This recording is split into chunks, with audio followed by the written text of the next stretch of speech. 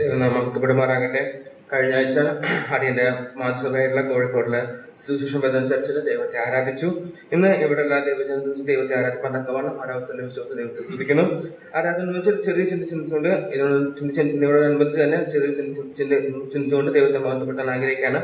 യോശുവയുടെ പുസ്തകത്തിൽ വരുമ്പോൾ 6-ാം അധ്യായത്തിന്റെ 26-ാം വാക്യത്തില് അവിടെ യോശുവിന്റെ ശബ്ദം നമുക്ക് കാണാൻ സാധിക്കും. ആ കാലത്ത് യോശുവ ശബ്ദം ചെയ്തു, ഈ യെരിഹോ പട്ടണത്തെ പണിയുവാൻ തുനിയുന്ന മനുഷ്യൻ യഹോവയുടെ മുമ്പാകെ ശപിക്കപ്പെട്ടവൻ. അവൻ അതിന്റെ അടിസ്ഥാനം ഇടുമ്പോൾ അവന്റെ മൂത്ത മകൻ നഷ്ടമാകും, അതിന്റെ കതക് തുടുക്കുമ്പോൾ ഇളയ മകനും നഷ്ടമാകും എന്ന് പറഞ്ഞു. നൂറ്റാണ്ടുകൾക്ക് ശേഷം തന്നെ അതിന്റെ 1 രാജാക്കന്മാരിലേക്ക് വരുമ്പോൾ അതിന്റെ 16-ാം അധ്യായത്തിൽ പറഞ്ഞു പോവുകയാണ്. 16-ാം അധ്യായത്തിന്റെ 34-ാം വാക്യത്തില് നാം കാണുന്നത് ഹിയേൽ യെരിഹോ പണിതു.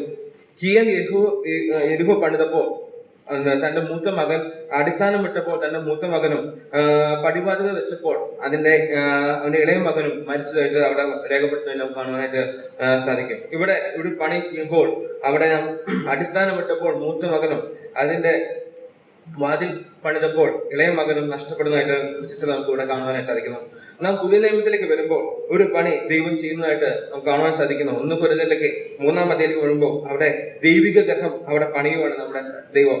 ആ ദൈവം പണിയുമ്പോൾ അത് 11-ാം വാക്യത്തില് യേശുക്രിസ്തു എന്ന് ഇട്ടിരിക്കുന്ന അടിസ്ഥാനമല്ലാതെ മറ്റൊന്നും ഇടുവാൻ ആർക്കും കഴിയില്ല. യേശുക്രിസ്തു എന്ന അടിസ്ഥാനത്തിലില്ലാത്ത ദൈവഗ്രഹം പണിയുവാണ്. പിന്നീട് നാം താഴ്ത്തേക്ക് വരുമ്പോൾ നിങ്ങൾ ദൈവത്തിന്റെ മന്ദിരം, ക്രിസ്തു എന്ന അടിസ്ഥാനത്തിന്മേൽ പണിതിരിക്കുന്നത് നമ്മൾ എന്ന ദൈവത്തിന്റെ മന്ദിരമാണ്. പിന്നീട് മുന്നിലേക്ക് പോകുമ്പോൾ നിങ്ങൾ ദൈവത്തിന്റെ ആലയം എന്നവിടെ പറയുന്നത് നമുക്ക് കാണാൻ സാധിക്കുന്നു. അപ്പൊ നോക്കുക, നമ്മുടെ കർത്താവ് നമ്മുടെ ദൈവം അവിടെ ദൈവഗ്രഹം നിർമ്മിക്കുകയാണ്. ദൈവത്തിന്റെ ക്രിസ്തു എന്ന അടിസ്ഥാനത്തിന്മേൽ പണിതുകൊണ്ട് പണിത് നമ്മളെ ദൈവ മന്ദിരവും ദൈവവും ആലയമാക്കിയിരിക്കുകയാണ്. ഞാൻ ചിന്തിക്കുകയായിരുന്നു, നാം പാപം ചെയ്ത് ദൈവിക തേജസ് നഷ്ടപ്പെട്ട് നിത്യമായ അഗ്നിയിൽ പോകേണ്ടതായ ശപിക്കപ്പെട്ടവരായ നമ്മളെ ദൈവം നമ്മോട് കരുണ കാണിച്ചു. നാം ചിന്തിച്ചുകൊണ്ടിരുന്ന പോലെ നമ്മളെ സ്നേഹിച്ചു. തന്റെ ഏകജാതനായ പുത്രനെ നമുക്ക് നൽകുവാൻ തക്കവണ്ണം ലോകത്തെ സ്നേഹിച്ചു എന്ന് നമുക്ക് കാണാൻ സാധിക്കുന്നു.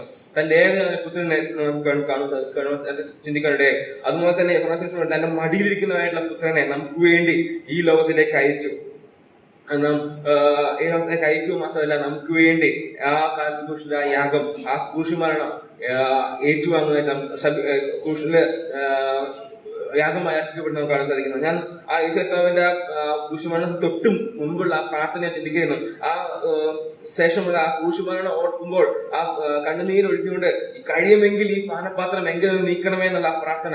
എങ്കിലും എന്റെ ഇഷ്ടമല്ല നിന്റെ ഇഷ്ടം, ദൈവത്തിൽ പൂർണ്ണമായ അനുസരണം. അതാണ് നമ്മൾ ആ ഫിലിപ്പിയർ പുസ്തകത്തില് ചിന്തിച്ച പോലെ കണ്ടത്. അവൻ ദൈവരൂപത്തിലേക്ക് ദൈവത്തോട് സമത്വം മുറുകെ പിടിച്ചോണെന്ന് വിചാരിക്കട്ടെ, ദാസരൂപം എടുത്ത് വേഷത്തിൽ മനുഷ്യനായിട്ട് അനുസരണമുള്ള ക്രൂശുമരണത്തോളം അനുസരണമുള്ളവനായി തീർന്നു എന്ന് പറയുന്ന സാധിക്കുന്നത്. നമ്മുടെ പാപങ്ങളെല്ലാം നാം ശപിക്കപ്പെട്ടവരെ നമ്മുടെ പാപങ്ങളെല്ലാം മാറ്റുവാനായിട്ട്, ആ ശാപത്തിൽ നമ്മൾ വിടുവിക്കുവാനായിട്ട്, ദൈവത്തിന്റെ ആലയമാക്കുവാൻ, ദൈവത്തിന്റെ മന്ദിരമാക്കുവാനായിട്ട് ആ കർത്താവായ യേശു നമുക്ക് വേണ്ടി ആ കാൽക്രൂശിലെ യാഗമായി അർപ്പിച്ചുകൊണ്ട് ഇന്ന് ദൈവത്തിന്റെ സന്നിധി നമുക്ക് വരുവാനും നാം വീണ്ടെടുക്കപ്പെട്ടവരായിട്ട് ദൈവത്തെ ആരാധിപ്പാൻ തക്കവണ്ണം നമ്മെ സഹായിച്ചു. ഇന്ന് നാം അതുപോലെ തന്നെ ക്രിസ്തുവിന്റെ അടിസ്ഥാനം, അതുപോലെ തന്നെ നമ്മുടെ ആ പടിവാതിലേക്ക് നഷ്ടപ്പെടുന്ന പഴയ കാണുന്ന പോലെ ഇവിടെ നമ്മുടെ വാതിൽ എന്ന് പറയുന്നത് നമ്മുടെ കർത്താവ് യേശുക്രിസ്തു. 1-ാം സെക്ഷനിൽ കാണുന്ന ഞാൻ വാക്യം എടുക്കുന്നില്ല, സമയത്തിന്റെ കുറവാണ്. നമ്മുടെ കർത്താവ് യേശുക്രിസ്തു നമ്മുടെ വാതിലാണ്. അവൻ തന്നെ വഴിയും സത്യവും.